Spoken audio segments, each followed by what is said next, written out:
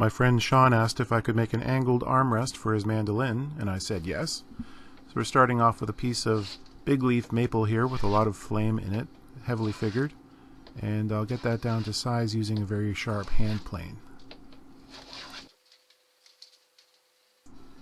I'll square up the blank using a shooting board and get it ready to set out the pattern.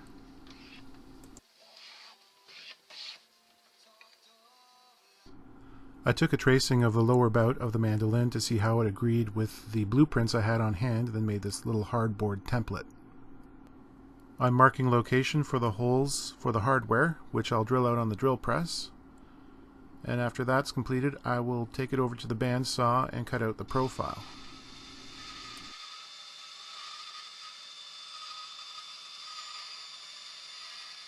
Cleaning things up with the oscillating spindle sander. Here I'm using a compass to mark the underside where it will contact the top of the mandolin.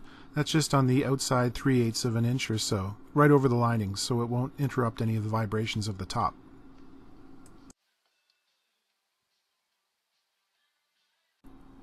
Once all the layout is completed, I'll use a router with a cove cutting bit with a bearing on it to hog off most of the excess waste and give myself a nice hard edge to work towards.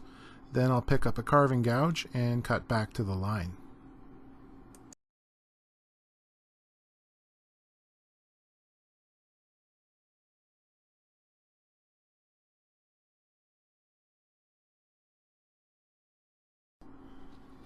I'm refining things with a curved edge scraper here, and I'll also use some sandpaper.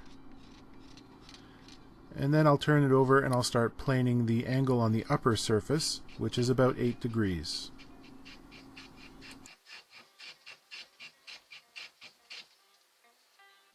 A file works well to complete the shaping process, radius all of the edges and make things nice and comfortable for the arm. After that, I'll use abrasives. I'll sand up to 220 grit and then start the staining process.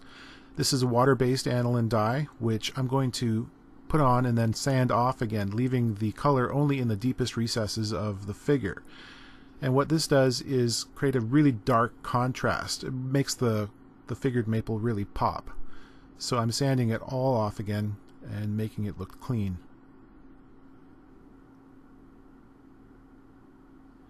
Here I'm putting some amber on top and you can see the effect. It's pretty dramatic. And then the subsequent coats will deepen the color and give me a nice sunburst effect. I'll let this dry and then I'll put on 3 coats of a wipe-on polyurethane for a nice satin finish that will match the mandolin. Here it is installed on the Gibson and ready for action, and we'll let Sean try that out. The main reason for the armrest is ergonomic. It helps to soften the corner of the F5, which is pretty sharp, and over time you can develop a big divot on the underside of your forearm if you play a lot.